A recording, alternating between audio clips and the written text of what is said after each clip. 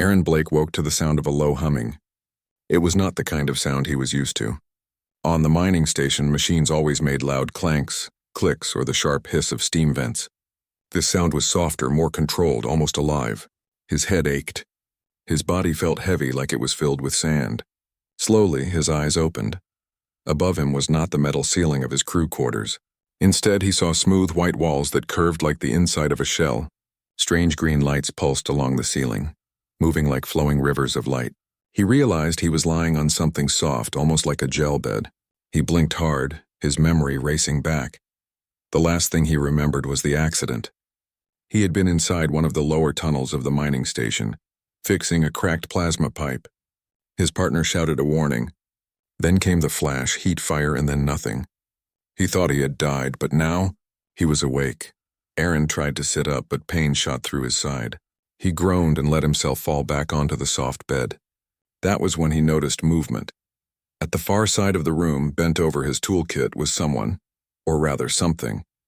The figure was tall, with thin limbs covered in a soft layer of greenish skin that shimmered faintly under the lights. Its back was curved and four arms moved quickly, almost too quickly, as it shifted through the contents of his toolbox. Aaron's eyes widened. He knew instantly. This was not human. The being's head was long, with large black eyes that reflected the lights like polished glass. Two thin antennae twitched nervously as it picked up a wrench, held it up to the light, and tilted its head like it was trying to understand how the object worked.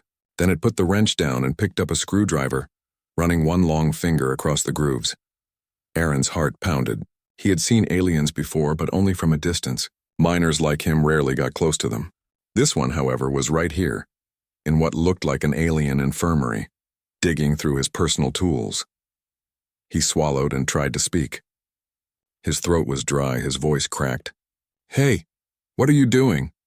The alien froze. Its antennae flicked upward. Slowly it turned its head and looked directly at him. For a long moment neither moved. Aaron could feel his own pulse racing. Then the alien did something unexpected. It spoke. The words were strange, broken, but still understandable in trade speech. "You awake, tools?" Very strange, not like ours. Aaron blinked in confusion. Tools? Was this alien studying his toolkit? He tried to lift himself again, wincing from the pain in his ribs. His eyes followed the alien carefully. Why are you going through my stuff?" he asked, still cautious. The alien tilted its head again. Its voice was calm, almost curious. "You fix things. With these? Not machine-made, not grown, hand-guided. Very strange, very human." Aaron's confusion deepened. He coughed and shook his head. "They're just tools. Wrenches, hammers, drivers. Nothing special." "Every miner has them." The alien stepped closer. Its thin legs moved with a soft clicking sound, but its posture was not threatening. It held up the screwdriver like a delicate treasure. "Not special. To you, but to us. This is different. We do not make like this." Aaron studied the being carefully. It wore a white garment that covered most of its body, with glowing blue symbols along the chest. A nurse uniform, maybe? Its black eyes never blinked as it examined him. Slowly, Aaron realized something important. This alien was not here to harm him. It was here to study and to heal. "You're a nurse?" Aaron asked weakly. The alien lowered its head slightly, antennae dipping. "Yes, I am Scifi, caregiver. You were close to ending. Explosion, fire, but body survived. We repaired. You live." Aaron let out a shaky breath. So that was it. He wasn't dead after all. He had been saved by aliens. And now one of them, this Scifi, was looking at his tools like they were relics. For a moment, Aaron just lay there in silence, trying to take it all in. His side still burned with pain, but his mind was sharper now. He looked at Scifi, who was now carefully returning each tool to the kit with surprising gentleness. "Where am I?" Aaron finally asked. Scifi raised one of her arms and gestured around the curved room. "Infirmary. Sector 12. Our care center. Humans brought here after accident. Others are safe. You are stable." Aaron let out a breath of relief. His crew was safe. That was what mattered. Still, he couldn't shake the sight of Scifi with his tools. It didn't make sense. Why would an advanced alien race, one that could build glowing walls and living medical beds, care about a simple wrench? "Why are you so interested in my stuff?" Aaron asked again, softer this time. Cirelli's antennae twitched. She tilted her head, searching for words. Your hands? Guide these. You change matter. Without machine mind, you see what must be done. We do not. Our tools are alive or programmed. We tell them task. And they do. But your tools? They obey only hand, only thought. Very strange. Very rare. Aaron almost laughed, though it hurt his ribs. You mean, you guys don't use screwdrivers? Cirelli shook her head slowly. No, not like this. The human engineer stared at her, stunned. To him, his toolbox was nothing more than the basics. A set of tools his father had once used, passed down through the mining generations. To Cirelli, it was something mysterious, even precious. He could see the way she looked at the spanner as though it held secrets. To Aaron, it was just steel. To her, it was something alien. The thought made him smile despite his pain. Cirelli stepped closer to his bed. Her voice softened. When you are strong, you must show. Show me how human hands make broken whole. Aaron blinked at her. The request was so unexpected, so genuine, that for a moment he forgot about his pain. He looked down at his battered hands, calloused from years of work, and then back up at the alien nurse. He had no idea why his tools meant so much to her people. But one thing was clear. To these aliens, humans were different. And maybe, just maybe, that difference mattered more than he realized. Aaron closed his eyes briefly, letting the weight of exhaustion pull him back down. Before he drifted again, he muttered, half to himself, half to Cirelli, "They're just tools. But I'll show you." The alien's antennae flicked in what might have been a smile, and as Aaron slipped back into uneasy rest, Cirelli returned to his toolkit, studying each piece with quiet fascination, like a student waiting for her teacher to awaken. Aaron Blake woke again many hours later to the same soft hum of alien machines. His ribs still hurt, but the burning pain had faded to a dull ache. The room was quiet except for the strange glow of the walls. For a moment he thought Cirelli had left. Then he saw her. She was sitting across from his bed, forearms folded neatly as she stared at his toolbox. Her large black eyes reflected the lights above, and her antennae twitched slowly as if she was deep in thought. Aaron cleared his throat. "You been sitting there the whole time?" Cirelli looked at him and tilted her head. Her voice was calm, though the words came out uneven in the strange trade speech. "You slept. Body needs time. I watch. Tools. Still strange. I try to understand." Aaron shifted slightly in bed, wincing. "Strange. They're just metal and plastic. I use them every day." The alien's antennae flicked in disagreement. "No, not just metal. They are extensions of you. Your hand, your thought, our machines. They do not ask. They do not need hand to guide every moment. They are told once. Then they work." Aaron frowned, confused. "Isn't that better? Your machines do everything by themselves. Sounds easier than breaking your back with a wrench." Cirelli's black eyes did not blink. "Easier, yes, but weaker. We depend on them. If they fail, we wait. We call for higher minds. We replace, we do not improvise. Humans, you improvise." Aaron blinked at her words. Improvise. That word carried weight in his life. Miners did it every day. A cracked pipe? Patch it with scrap. A broken loader? Bolt a plate over it until the next shift. Humans survived not because things worked perfectly, but because they found ways to make broken things function again. Still, he didn't like the way Cirelli spoke, as if humans were some odd species defined only by their struggle. "So you're saying, we're just good at fixing mistakes?" he asked. Cirelli's voice softened. "No, you are good at seeing paths others do not see. You are good at making choice when there is no answer." Aaron lay back, staring at the curved ceiling. He didn't know what to say. No one had ever described him like that. Back home, he was just another worker, just another engineer patching up dangerous pipes for a paycheck. But to Cirelli, his rusty toolkit was a wonder. The silence was broken when the infirmary door slid open with a low hiss.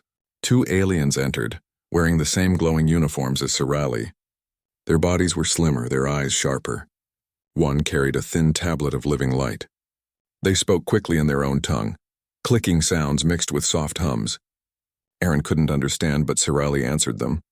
The two aliens looked at Aaron with cold eyes, then back at Cirelli. They pointed at the toolbox. Their antennae twitched in disapproval. Aaron frowned. "What's going on?" Sirali hesitated, then turned back to him. They ask, why I spend time with your things, why I let you keep them. They say, they are primitive, not needed.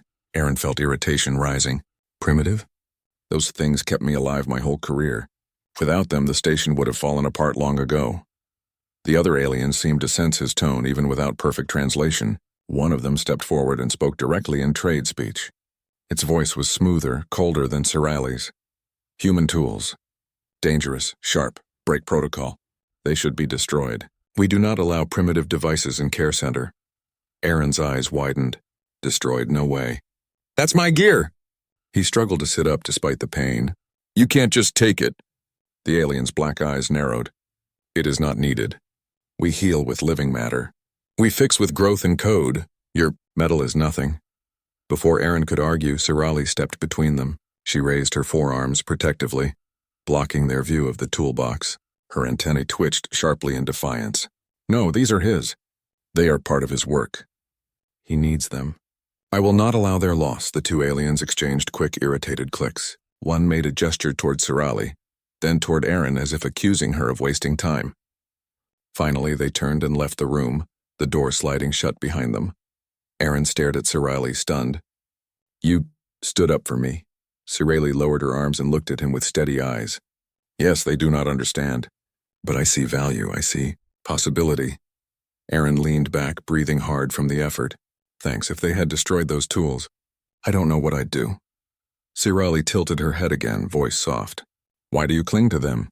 They are replaceable, yes? Aaron shook his head firmly. No, they're not. My father used that wrench. My grandfather, too. Every scratch tells a story. They remind me that no matter how broken things get, I can fix them. That's why they matter. Sirali was silent for a long time. Her antennae moved slowly, as if she was processing not just the words but the meaning behind them. Finally she spoke.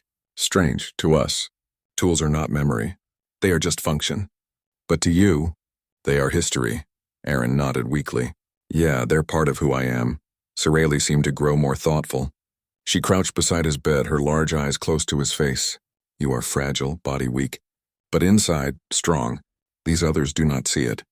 But I see. When your tools are threatened, you fight. Even in pain, that is, very human. Aaron chuckled softly, though it hurt his ribs. Yeah, we're stubborn like that. Their quiet moment was broken again, but this time not by other nurses. The lights in the infirmary flickered suddenly. A warning tone echoed through the walls, sharp and urgent. Aaron recognized it instantly. It was the sound of a system alarm. Sirali rose quickly, antennae flicking in alarm. Life support unit, failing. Aaron pushed himself upright despite the pain. What? How can life support fail in a place like this?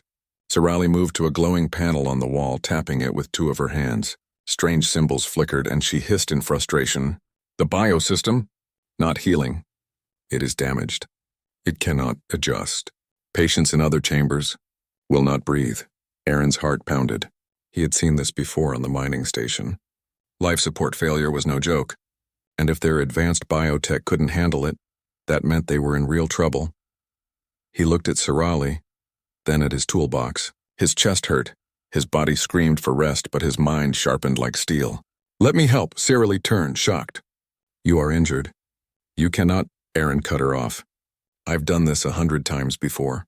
Broken pumps, cracked valves, failing oxygen systems. Your machines might be smarter, but mine... He tapped the side of the toolbox. Get the job done. For a long moment, Sirali stared at him. Then slowly she nodded. She opened the toolbox and carefully lifted out a spanner. Holding it as if it were sacred, she placed it in his hand. Then, show me. Show me how human hands fix what others cannot. Aaron gritted his teeth and swung his legs off the bed. Pain shot through him, but he forced himself up. Sirali moved to support him with two arms while the other two gathered wires and panels from the failing wall. For the first time, human and alien stood together, side by side, facing the broken system. And for the first time, Sirali would see the strange human gift with her own eyes, not just the tools, but the stubborn will that guided them. Aaron raised the spanner, feeling the familiar weight in his hand. His voice was steady. All right, let's get to work. The room shook with a low rumble as the alarm echoed again. Aaron Blake steadied himself against the wall. His ribs screamed in pain, but he forced himself to stay standing. Scifi supported him with two of her arms while the other two hovered near the failing life support panel.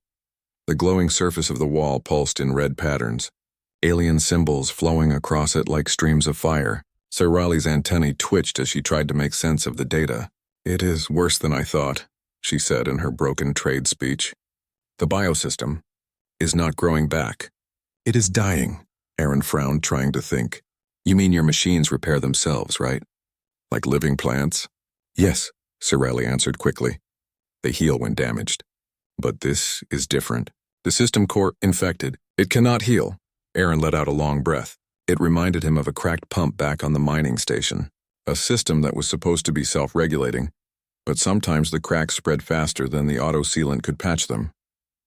The trick wasn't waiting for the machine to fix itself. It was giving it just enough support so it could recover. He looked down at his toolbox. "Then we'll just give it a hand." Scifi's eyes widened. "You can repair this?" Aaron gave a weak grin. "I can try. But I'll need your help." Scifi hesitated. Her 4 hands flexed nervously. "I do not know how to use these tools." Aaron opened the box and pulled out a small wrench. He held it out to her. "Then today's your first lesson." She took it carefully, holding the metal with a kind of awe like it was something sacred. Her antennae twitched as she studied the simple shape. "It has no mind. No living code. How does it work?" Aaron chuckled. "It works because of you. You see this?" He guided her claws to the wrench's head. "You fit it over a nut or bolt, then twist. You provide the mind. You provide the strength." Scifi blinked slowly, processing the words. Finally, she nodded. The alarm pulsed louder now. The air in the infirmary felt thinner. Aaron felt it in his lungs. Oxygen was dropping. Patients in other rooms would already be struggling to breathe. "All right," Aaron said, steadying himself. "First, we need to open the access panel." Scifi moved quickly, guided by his instructions. She used her long arms to reach the seams of the living wall and pulled. The surface resisted at first, then peeled back like a layer of bark. Underneath, Aaron saw a mess of pulsing tubes and glowing veins of biolight.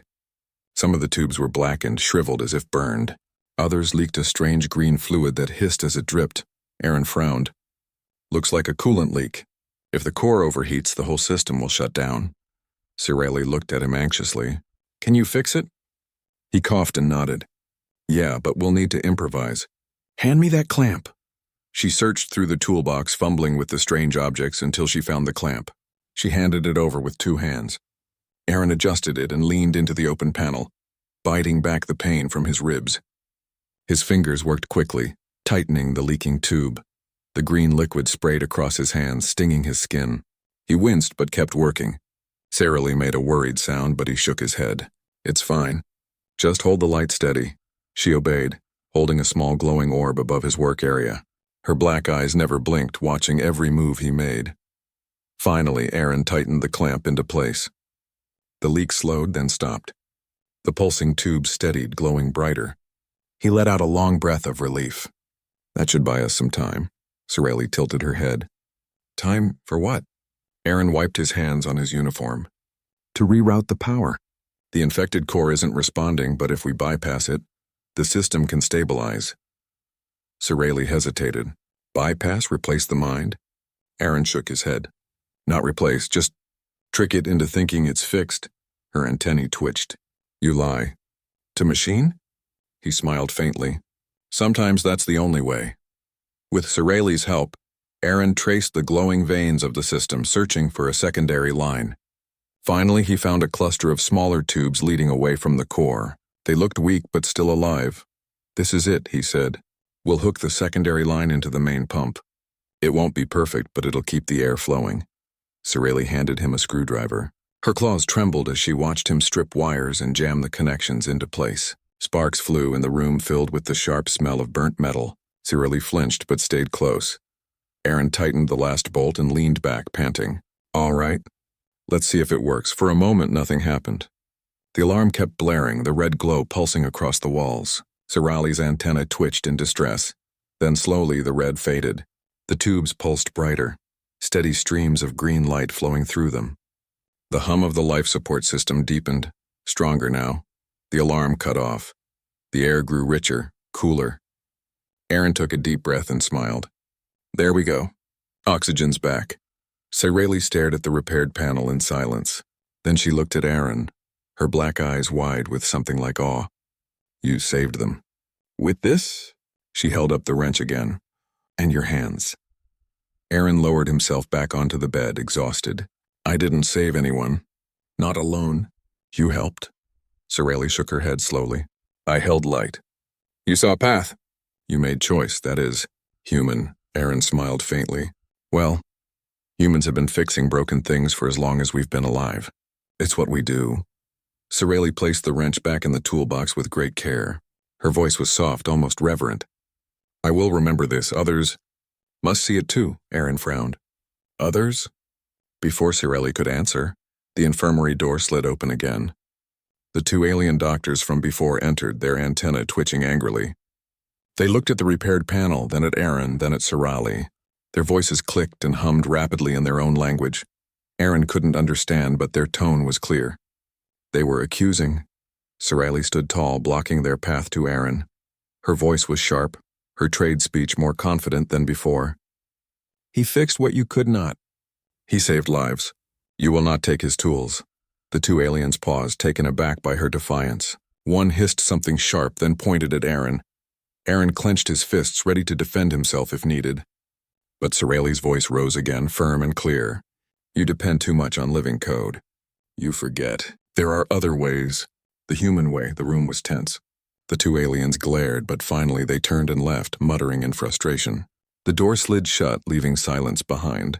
Aaron looked at Sireli, amazed. You just stood up to your own people.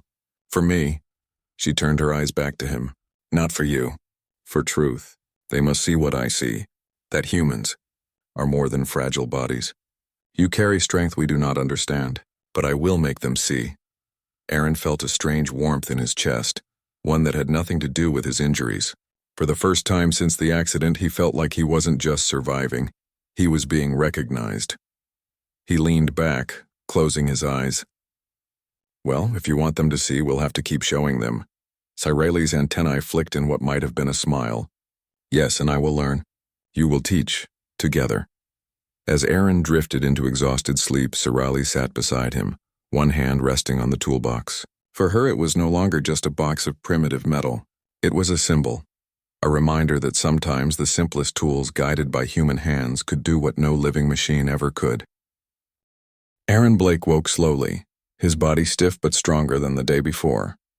The hum of the infirmary was now familiar, almost comforting. Sireli was already awake, crouched beside his bed, her forearms carefully organizing the tools he had used to stabilize the life support system. Morning, Aaron muttered, his voice still hoarse. Sireli's large black eyes tilted toward him. Morning. You slept well. Body heals. Aaron tried to sit up, wincing slightly. I need coffee, he said with a weak laugh. Sireli cocked her head. Coffee? He gestured vaguely to the small device on his bedside table. Humans drink it, makes us alert. Sireli reached over and examined the device with one hand, her antennae twitching curiously. You drink this. To think? Aaron shrugged. Something like that. Helps me focus. The infirmary door slid open and two of the alien doctors entered again. This time their expressions were less hostile, though still cautious. They carried their glowing tablets and approached Aaron's bedside. Aaron braced himself. He had no idea what they would say. One of the aliens spoke first in broken trade speech. You repaired system, unexpected. You human, fragile, survive. But teach others? Aaron raised an eyebrow. Teach? You mean, you want me to show you how to fix it? Sireli stepped forward, antennae twitching with approval. Yes, they must understand. Humans and we think weak. But your ways. Clever, effective, we need demonstration. Aaron studied the two doctors carefully. All right, he said finally. I'll show you. But you have to follow my instructions exactly. The aliens exchanged hesitant glances but nodded. Sireli handed Aaron a wrench and screwdriver. Then begin, she said, her voice steady, almost commanding. Aaron lowered himself off the bed, feeling the familiar weight of the tools in his hands. He approached the life support panel, now repaired but still fragile. First lesson, he said, is observation. You need to understand what's broken before you try to fix it. He gestured toward the tangled network of tubes and glowing veins. See these? Some are damaged. Some are healthy. You must recognize the difference. That is the first step. The aliens leaned in, their long eyes scanning the panel. They reached out to touch the tubes, but Aaron stopped them. No, wait. Don't just touch, watch, understand the flow. How the parts connect, then decide what to do. Scifi watched him with pride. The human's patience, his calm despite the pain, was remarkable. She mirrored his instructions for the other aliens, guiding them with gestures and careful words. Aaron continued. Next step, improvisation. Machines follow rules. Living systems follow rules. Humans, we can bend rules if needed. He picked up a spare connector and studied the damaged tubes. See this? It doesn't match exactly, but it will do. Sometimes you have to use what you have, not what you wish you had. Scifi's 4 hands moved to help him, holding wires and stabilizing the tubes. The other 2 aliens followed, awkwardly mimicking his motions. Sparks flew and the smell of ozone filled the room, but Aaron didn't flinch. Careful with the joints, he instructed. Too tight and the tube bursts. Too loose and it leaks. You must feel it. Judging by touch, by experience. Machines cannot feel. The alien doctors exchanged glances. One of them muttered something in clicks, and Aaron realized they were impressed, though too proud to say so aloud.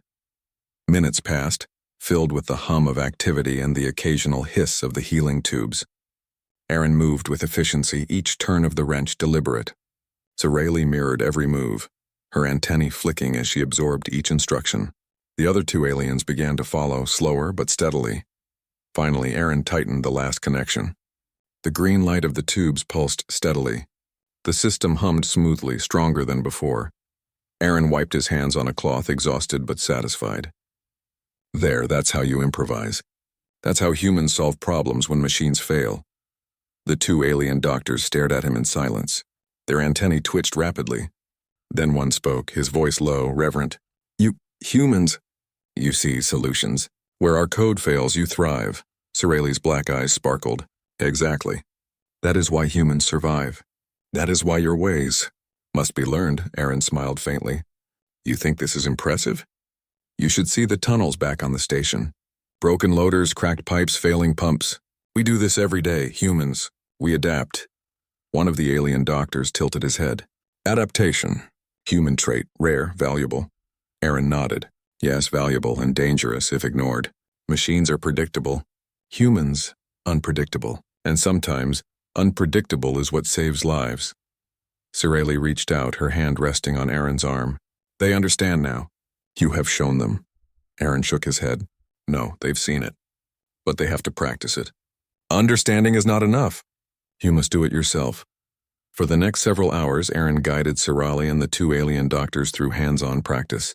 He demonstrated tightening connections, rerouting tubes, and even improvising makeshift solutions when parts didn't fit perfectly. The aliens struggled at first, their long limbs awkward with human tools, but slowly they began to improve. Scifi, under Aaron's guidance, became surprisingly skilled. She moved with precision, her black eyes scanning every joint and wire. The other 2 aliens were slower but followed instructions carefully, their antennae twitching as they concentrated. By the end of the day, the life support system was not only stable, it was improved. Aaron had reinforced weak points, rerouted backup lines, and taught the aliens techniques they had never considered.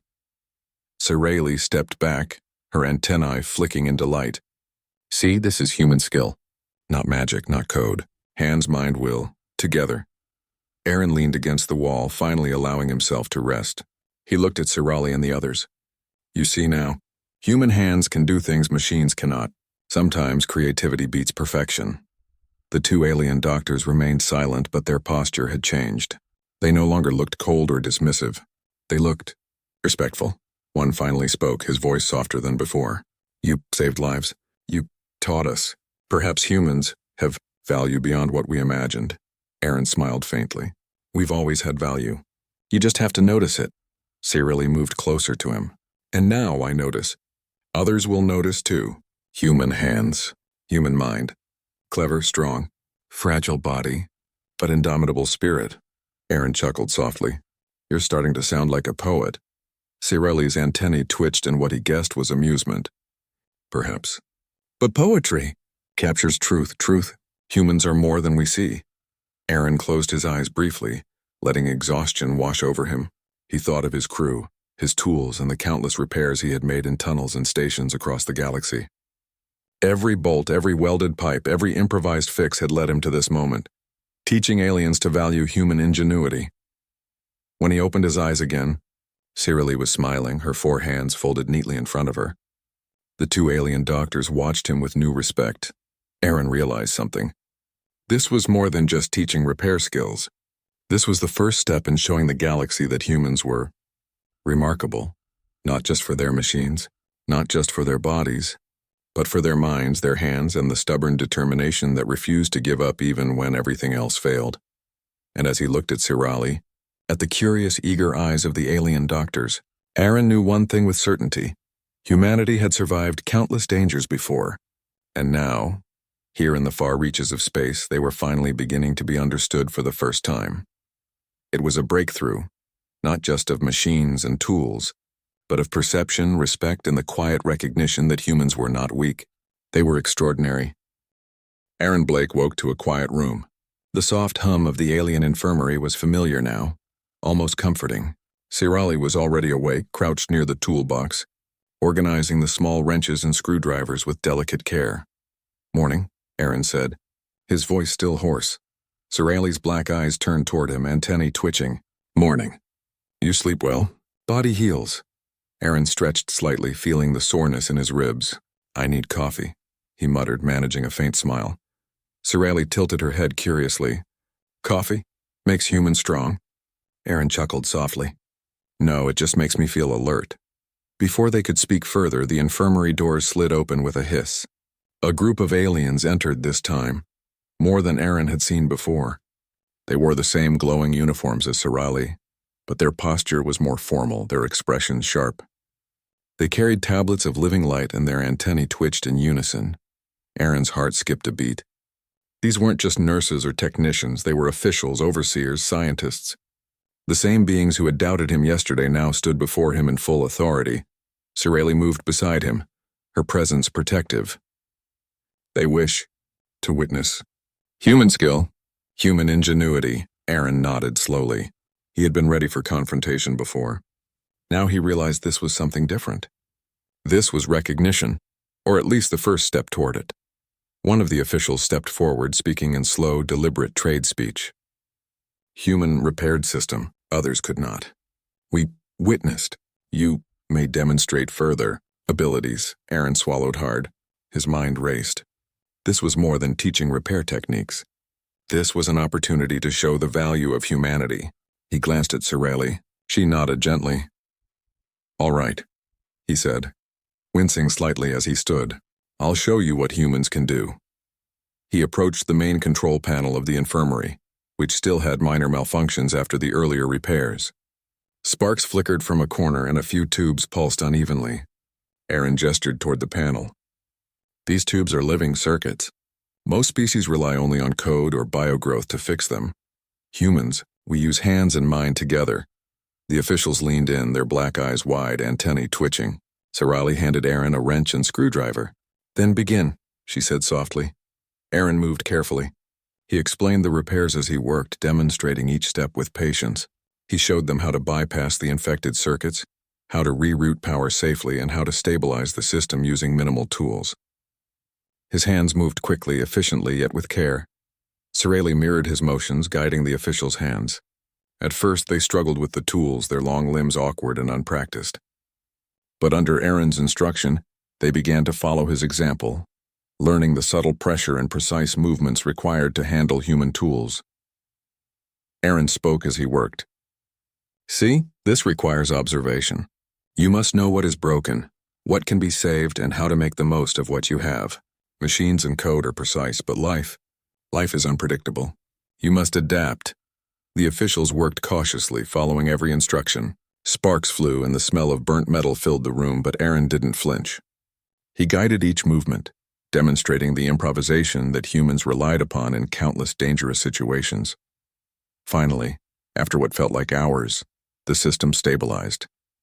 Tubes glowed evenly, air flowed freely, and the hum of the infirmary grew strong and steady. Aaron stepped back, exhausted, wiping his hands on a cloth. The room fell silent. The officials exchanged glances, their antennae flicking rapidly. Scifi stepped forward, her voice calm but proud. This is human skill. Not code, not living matter. Hands, mind, choice. Together. One of the officials spoke, his voice soft, almost reverent. Human, body fragile. Yet mind adapts, creates, improvises. Strength unseen, Aaron smiled faintly. We've always done this. We survive by seeing solutions where others see only failure. That is human ingenuity, Scifi added, her antennae twitching in approval. Humans, fragile in appearance yet indomitable in spirit. They turn broken into whole. They see paths unseen by machines. The officials studied Aaron and Scifi in silence. Then one stepped forward and tapped his tablet, sending data streaming across the room. The lights shifted to a soft green, a universal signal of recognition. The officials had made their decision. They acknowledged the value of humans not as weak beings to be protected, but as creative problem solvers capable of saving lives. Aaron's chest swelled with quiet pride. He had never sought recognition. He had only tried to survive, to help his crew, and to teach what he knew. Yet here, in an alien infirmary far from Earth, humans were finally being understood for their true strength. Scifi moved beside him, placing one hand on his arm. They see now. You have shown them. Humans are more than we imagined. Aaron shook his head. No, they've only seen a glimpse.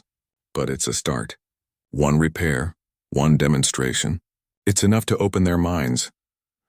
The officials approached, their gestures less formal now, more curious. They examined the repaired systems, touching tubes carefully, nodding in approval. They asked questions about his techniques, about the tools he used, and about human improvisation. Aaron answered patiently, explaining the smallest details.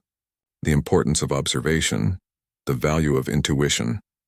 Scifi translated his words when necessary, guiding the officials to understand not just the process, but the philosophy behind human problem-solving. Slowly, the room shifted from tension to admiration. Finally, one of the officials spoke directly to Scifi. Your judgment. Correct, human, fragile but clever. We must learn from them. They possess unique abilities. Aaron looked at Scifi, feeling a deep sense of connection. She had believed in him when others doubted. She had protected him, guided him, and ensured that his skills were seen. Together they had bridged a gap between species, showing that human ingenuity could complement alien technology in ways no machine alone could achieve. Scifi's antennae flicked with pride. Yes, and I will remain. Learn from human. Show others, teach. Respect for their ways, Aaron smiled faintly. Then let's keep teaching. Over the next several hours, Aaron worked with Scifi and the officials to improve other systems in the infirmary. Broken circuits were rerouted, backup lines reinforced, and life support networks strengthened beyond their original design. Each time a problem arose, Aaron showed them how to adapt, improvise, and solve it using human methods. The aliens were slow at first, but under his guidance they began to understand the subtlety and power of human creativity. By the end of the day, the infirmary was not only repaired, it was improved.